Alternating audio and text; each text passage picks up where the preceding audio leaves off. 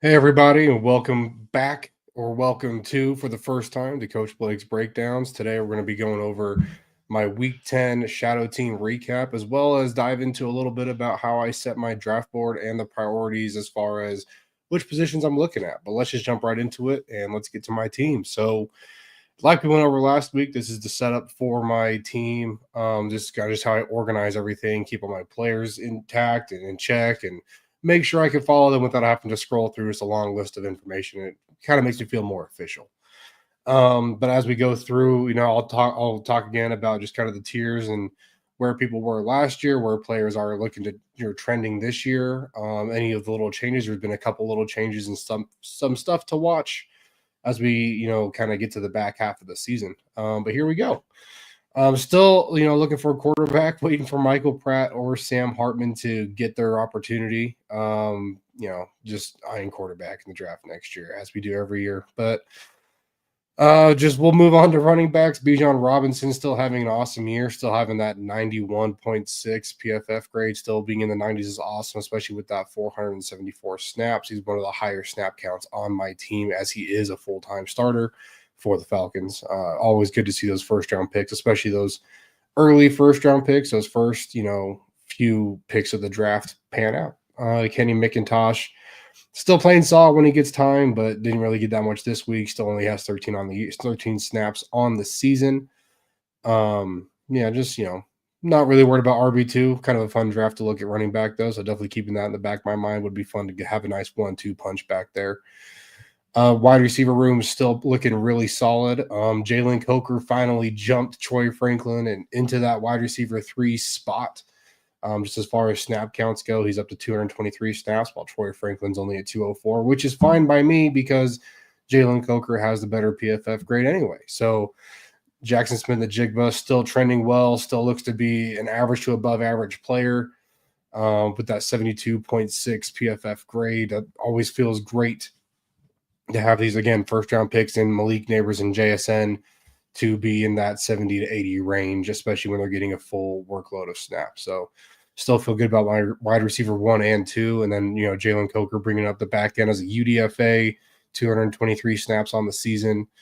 So always good to have a UDFA rookie make an impact like this. But then, Troy Franklin kind of falling off. So again, in my mind, just gonna flip Troy Franklin and Jalen Coker and wipe my hands of that one. But wide receiver room still looking very solid. Still have 4 pretty solid contributors. As you can see, I have the green kind of markings on the right side. When they're highlighted green, that just means they're receiving what I consider to be, and what the league that I participate in considers to be, starting level volume as far as their snaps go. So they need to be averaging, 4 wide receivers need to be averaging 30 plus snaps per game to be kind of considered a starting level wide receiver. So these guys down here with 20 are still in the rotational category, because 20 plus is still considered rotational wide receiver, if I remember that correctly. Could be 25, actually, now that I think about it. I'll have to look into that. But 20 is still very good, especially as a rotational guy. So my 3rd wide receiver and my 4th wide receiver being over 20 snaps per game still feels really good. Then down to Tucker Kraft, 51.5 snaps a game is crazy. I wish he had a higher grade, but I'm fine with a solid 61.9 PFF grade over 516 snaps on the year. Looks good. 3rd round contributor. I mean, he's filling in great as a starter. I'm not really looking to, really bolster that room this early on in my build, as this is only my 2nd season. But, I'm really, really glad that I found a solid tight end to be there that I can feel comfortable with kind of just leaving in there unless something falls into my lap in the draft. And then, of course, our O-line room still has a long ways to go. Filled a lot of bodies in there over the last couple drafts, but just not seeing a lot of production. Bo Limmer, the guy that we have slated as a starter, he's averaging that 49 snaps per game. It's just, he's not. He lost his job this week from the looks of it, watching the game, Monday Night Football, I believe that one was, against the Dolphins. 6th rounder, so didn't expect him, to come in and be a huge starter. I know there's been a lot of turmoil, especially on the interior offensive line for the Rams, but was really hoping he was going to be able to hold on to that spot. But it seems they've thrown Jonah Jackson back into that role. I know a lot of people are talking about if it's going to be Steve Avila or Jonah Jackson at center, and if Jonah Jackson's playing center because he just didn't want to play left guard or didn't look good at that spot. in my opinion, I hope Steve Avila stays at left guard, and I hope Bo Limmer can win the job and beat Jonah Jackson out for that job, even if it is just over the offseason. I still feel good about him trying to slide into that role. He didn't look great, as you can see, by a sub 60 PFF grade. It's not awesome. But again, rookie, I got him in the 6th round. Still looking. I'm hoping he can trend positive. We're looking forward to the future, hoping he can kind of win that job and then work his way into being a quality starter. But overall, that's kind of how the offense looks. You can see there's kind of some snaps spread out across my offensive line outside of Bo Limmer. We got Chandler Zavala, who, the Panthers brought in a lot of free agent help, especially on the interior offensive line. So I didn't really expect him to do a lot this year. He's a early day three guy, but if he doesn't pan out, he doesn't pan out. He's looked, again, solid in those 106 snaps with a 61.5 grade, but, you would like to see more out of him. Then Warren McClendon, another guy that I would like to see get more run with the Rams, but I just don't see kind of how they fit him in at this point. So, yeah, overall, we need quarterback help first and foremost. Everyone, that's considered one of the most important positions, if not the most important position on your team. But outside of that, really looking for some offensive line help as far as the offense goes. And again, if we get a tight end that falls into our lap that we really like, there's a couple that I really like in this next draft that I hope kind of slide down and we can grab a little later on. Definitely going to take those shots, but not really looking to go get one, especially early on with how the team's laid out right now. But onto the defense. Let's talk through how we're looking over here. Let's see if we can condense this down a little bit so we can see those snaps. No, they're not going to let us. There we go. But here we go. So we got, of course, Tuli Tuipulotu, one of our stars on the defense, if not able to be considered the star of our defense anymore with some of these younger guys stepping up. But Tuli, always looking great. Round 2 guy, one of my best players at the team. I think he was the best player on my team last year. 65.4 PFF grade through almost 400 snaps on the year. Not great. His usage has been a little bit weird in LA with the new regime coming in. I think he's still settled into a pretty solid role. Obviously, he has 39.6 snaps. He's averaging per week. Again, not per game. I know I said that earlier. This is per week of the season. So I'm still considered a starter, still grading out decently well. Would like to see more out of him, especially as he was an above average player last year. It seems he's regressed a little bit in year 2. But again, as you can see across the rest of my defensive line, he's getting the most run, and he's grading decently well outside of some of these defensive tackles that I have running. So still excited for Tuli. Would like to see him bump up at the end of the season as he finishes out. He has a good matchup against the Bengals this week. I think he'll be able to have some fun. Hopefully he's able to get a pretty solid grade. Adetomiwa Adebawore, 134 snaps, 56.9. Defensive interior is not looking great for my team. Definitely something that we're focusing on in this upcoming draft, as we just really feels like we need to turn over a lot of guys in this room if they're not going to get more run. A guy like Evan Anderson's a great example. He only has 61 snaps on the year, but he's graded out very well. He has that 79.4 grade through those 60 snaps. We talked about last week how he got signed to the 49ers 53-man roster, which is awesome. I'm glad to see that he's making that progress, especially as a 7th-round rookie. But I would love to see him get some more run. Him and Jalen Redmond for the Vikings are kind of floating back and forth as far as who's getting more snaps. Last week, Jalen Redmond was the guy. This week, Evan Anderson, kind of got that little bump back over him. But they're both grading out relatively well, and I'd like to see them get more run because they are grading out well. But I think they have more specific usages, and I think that's what keeps them on the sideline opposed to on the field. But hopefully they're able to create enough chaos out there and have a big enough impact where they can get more run. Again, both still young guys. Jalen Redmond, a 2nd-year guy. Evan Anderson, again, rookie 7th-round guy. Jalen Redmond, the UDFA. Again, just let's hope for. We're hoping, but we're definitely targeting defensive interior in this draft class, especially with the talent that's in there this coming spring. Austin Booker, 176 snaps, grading out at 57.4. Not great, but could be worse, especially for a round 4 rookie, day 3 rookie. His snap counts have slowly been increasing week over week. He seems to be performing well as of late. I know he's kind of been inconsistent, but what can you expect out of a rookie, especially a day 3 guy? I still have really high hopes for him. I really loved his profile coming out. I'm really excited to see what he's able to do. And again, I'm glad that he's getting more run. I know there's been a lot going on in Chicago, and hopefully he can just wiggle his way into some more playing time. But I still feel good. I feel good about this edge room. I really like Adisa Isaac. He's in a Ravens room that's really hard to get snaps in. Tuli Pelotu again, kind of just he's getting the snaps that we want. We just want to see him perform a little bit better.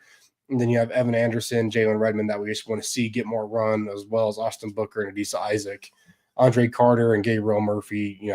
I'm honestly planning on just getting turned over in the next year or two. They're not getting any action, and they're just tweener players that I just don't know if they're going to be able to find a spot, but we'll see. Onto the linebacker room. Ivan Pace, as we all know, he's been the linebacker one in the room since last year. He's averaging that 31.8 snaps per week. He's grading out a 61.3, which isn't great. And again, is a little bit regression, just like we saw out of Tuli. Really solid player, high-level player last year as a rookie, but kind of regressed in year two. But day three guy, late day three guy, actually a UDFA in the real world. So obviously you can't expect too much out of him. He's overperformed what his draft stock was as far as where he got picked. However, with his role on my team at this point, would like to see him kind of get back to that playing level. But I know he's had some injuries. He had a weird drop in snap count this week. He was like sub 25 snaps this week, if I remember right, which is super strange. And Peyton Wilson has also had a weird drop in snap count this week. They both are.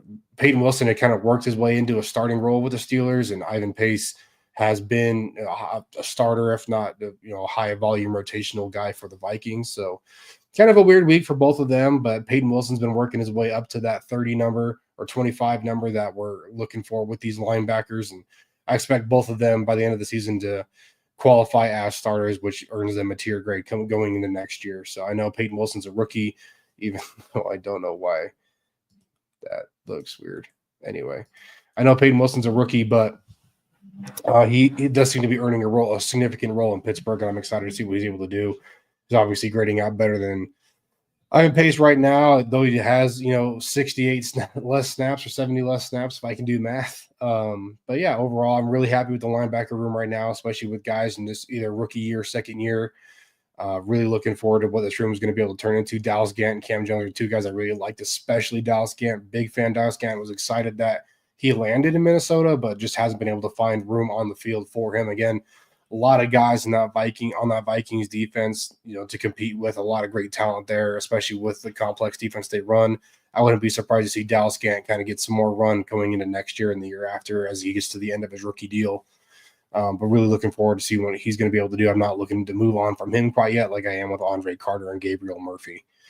Into the defensive back room, though, let's talk about Quinyon Mitchell and Cooper DeJean, who are, really blowing it out of the water, as well as Malik Neighbors. These guys are really the bulk of the strength of my rookie class. Again, 2 first-round picks and a second-round pick. 2 of those guys being on my defense in the defensive backfield. It's good to see those guys pan out. I was really worried about Cooper DeJean early on. He wasn't really getting a lot of run, but as we're seeing, he's now hit the threshold where he can be considered a rotational guy. He's not at that starter level yet as far as the defensive back's concerned, but he's over that 25 snap mark, which makes him a rotational guy. But he's been getting a significant amount of snaps lately, and I do think he'll be over that 30 mark by the time we get to the end of the season. I think him and Quinyon are going to be solid pieces for that Philadelphia defensive backfield. And as you can see, they're grading out well. I'd love to see Cooper DeJean kind of take over as CB1 for me, but I know he's playing more slot corner, so I'm not opposed to having a high-level slot guy in Cooper DeJean with that 83.6 grade, and Quinyon Mitchell holding down the perimeter at the 70.4 over 520 snaps throughout the year so far. But just two guys I feel like great hits in early rounds. It's always good to, hit on those early picks. I know you're, supposed to hit on those guys. Those guys are supposed to pan out for you. That's why they were early round picks. But we all know those guys can bust, and it's always just good to make sure you're hitting on those guys. And it's always fun, especially when they're on the same team playing with each other. So, again, feel good about kind of the top end of this defensive back room. Cam Smith's actually been getting some more run lately. Didn't really see any action last season. Hadn't seen much in the first half of the season this year. But he started to, start working in more into the rotation. We'll see what happens with him throughout the rest of the season. Would love to see him get some more run. Again, I really liked his profile coming out last year, but just hasn't been able to find his way onto the field in Miami. So hopefully he's able to work out. Mekhi Garner, probably going to be a guy that I'm looking to replace. He was a UDFA, but I don't believe he's on a team right now. I believe he's just a free agent on the market. No one really seems interested in picking him up. Eli Ricks got limited snaps at the end of the season last year with the Eagles, but hasn't seen any action this year. We'll kind of see. This is kind of where the point in the season, I think it was around week 11, week 12 last year, we started getting some more run. So we'll see if that's able to happen again this year. But again, another guy I'm probably looking to replace over the long term, depending on what the Eagles do with their defensive backfield. I know they have some guys that are a little bit older, though they brought in a couple of these younger guys. So maybe they're looking to turn over that room, and Eli's going to be able to find his way onto the field. Dwight McGlothern's a guy that I really like the upside of, and I'm excited to see if he's able to find his way onto the field, especially with this Vikings defense that seems to perform very well. So I'm looking to keep Eli Ricks and Dwight McGlothern, but also, kind of looking to move on from guys like, Mekhi Garner, who just aren't in the league anymore or on the back end of rosters, who I worry about even making it onto the roster next season. And then continue on the defensive backfield. Let's get to the safety room. Antonio Johnson's been the snap count leader by a wide margin with 486 snaps on the season. But as you can see, not performing great in those snaps. 5th round guy, day 3 guy, again in his second year, just not performing up to expectations, but that's okay because he's getting that run, which means he has the trust of the coaching staff. So these young guys that are able to get a lot of snaps, even though they might not perform great, it shows that they're willing to still put them out onto the field. I know he's been kind of up and down as far as there's some games he'll get very limited snaps, and some games he's getting a lot of run. It's just kind of feeling out and making sure they can get him in the right role. So I do feel confident about the future for him moving forward, just because it feels like that coaching staff's willing to put him out in the field. But again, it's a Jaguars team that hasn't performed great. So hopefully they're not looking to just replace him too soon, as he is only in his second season. I'm not necessarily worried about that, but just throwing it out there. We'd like to see him perform better, obviously. Hopefully we can get closer to that 60 mark by the end of the season, but love to see the snap count. That means he's scoring for me in the league, so I'll take that all day. Brandon Joseph's a guy for the Lions that's getting rotational snaps, gets a lot more runs some weeks than others. It feels like they kind of they have a 3 safety set with Brian Branch, Kirby Joseph, and Brandon Joseph that they just rotate through. Brian Branch obviously being the main guy they roll out there, but Brandon Joseph able to get some really high volume of snaps every now and then, but also has some weeks where he's getting single digits, if any, snaps. So I'd like to see him work onto the field. Another UDFA guy, though. The fact that he's got 170 snaps in the season in his second season feels pretty good. Hoping to see him work into a bigger role. And I'm still waiting to see Jaden Hicks figure it out. I don't know why he's not getting run. He's only got 54 snaps, but over those 54 snaps, he has an 80.1 PFF grade, which feels like a guy you'd like to get in there. I know he's a day 3 guy, but his guy actually had really high on my board relatively, especially for a day 3 guy. Really want to see him pan out. Was really excited for him coming out, but just isn't getting the run in Kansas City. I know it's a great team, obviously having a lot of success this season, but would like to see him, find more opportunity. I don't know what it's going to take to get him out on the field, and we'll see how this offseason goes. And we'll talk about that as the season starts winding down, as far as how my guys are looking relative to their teams and their team's team building strategies and what they're looking to do moving forward and what moves they're most likely going to make when it comes to free agency or even the draft. But that's where we're sitting after week 10. And again, as we always remember, I do have Austin McNamara, who is not on a football team right now. I kick myself every day for picking up a punter. He was only a UDFA, so didn't really lose too much. But as I only get 8 UDFAs out of my 22 players a year, it's hard to have a guy that just comes in and doesn't win a job and is off a team, during camp, right after camp, and isn't able to find another spot to land. So we'll see what the future holds for him, but just not going to hold my breath on that one.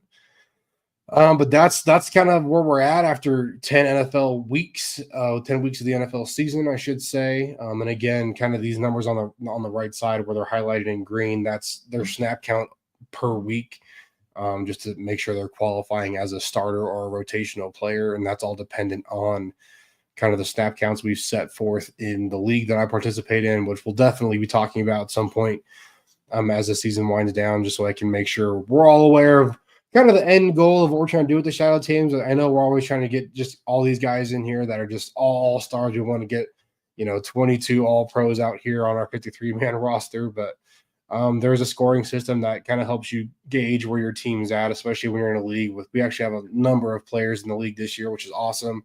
Always looking to grow as well. It helps you kind of gauge your drafting ability with some other people and see how well you're doing or they're doing. I'm way too competitive with it, so I try not to get too involved, especially since I don't have a quarterback, and that's one of the most valuable positions you can have on your team. But as we're talking about value, let's move on to how I kind of look at the draft from a shadow team perspective. Obviously, had to hide my preliminary draft board that I've been working on, but I input that into here and I reorder it based on this criteria. But just to kind of run through what you're looking at right now, is this just kind of the formula, I guess you could say, that I have set up to organize my draft board, because I do build my big board out just based on how I feel about players in general, just as a general scouting big board and players that I like and don't like and whatnot, from 1 through whatever. But then I import it into this sheet for my shadow team specifically, and I use this criteria to help me decide how I should prioritize these players based on obviously how I like them initially, where they are at on my big board, but then also my team needs and kind of the value that goes along with that. And so this value column is the positional value assigned to each position. That really comes into play when we're talking about scoring in the shadow league or shadow team league. It's format that we have. Your score per week per player is the PFF grade multiplied by their positional value. So essentially, you're getting these players, the positional value is the max amount of points they can score per week, and then the PFF grade is used as a percentage of those points. So a quarterback can score a maximum of 10.68 points per week, depending on their PFF grade, and then their PFF grade gives them a percentage of that. So if they get like a 50 PFF grade, they're going to get 5.34 points for the week. And then as you can see the value as it goes, and I have it more organized on the right, maybe not. I think, yeah, it should be organized in order. A positional value on the right just kind of help me see. This just helps me see where all the players on my team kind of fall into, what rooms I'm a little heavier in. Am I covering my bases as I'm still early on in the process? Do I have enough bodies in the room to account for the value that I need? But speaking of quality of player, the quality category is the big one that I added this year as I kind of shifted my focus from just filling out a roster, a 53-man team, to trying to improve some of my rooms. So how I calculate quality is based on that sheet that we were just in, obviously this one, I go through and we talk about, we don't talk about. I have a formula built out where it goes through and says, okay, how many of these players are meeting? I actually set it to 20. So how many of these players are getting 20 snaps or more per week in the NFL? And then out of those players that are getting in that room that are getting 20 snaps or more, how many of them are getting a 60 or higher PFF grade?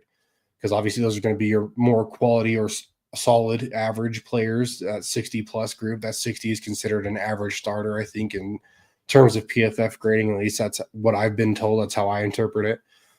So we're looking for average starters. So that's 60 PFF grade that are getting that 20 or more snaps. And I know it's a little lower than the 25 to 30 that we talked about per position, to qualify as a rotational piece or a starter.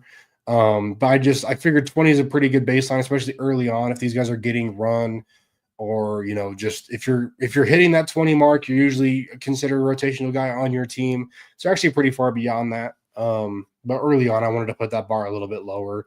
As this team grows and as we get into future years, obviously that number will come up because we're looking for guys that can be starters, and that'll be how we determine the quality of the room. But right now, in year 2, we're looking for guys that are fine on the field. Are they able to get on the field? If you're getting 20 snaps a game, 20 snaps per week in the NFL, then you're pretty good for my team personally. So we're going to consider you a quality player as far as snap count goes, and then we'll look at your PFF grade.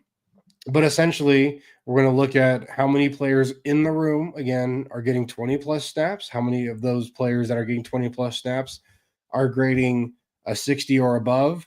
And then we're going to divide that by the number of players at that position.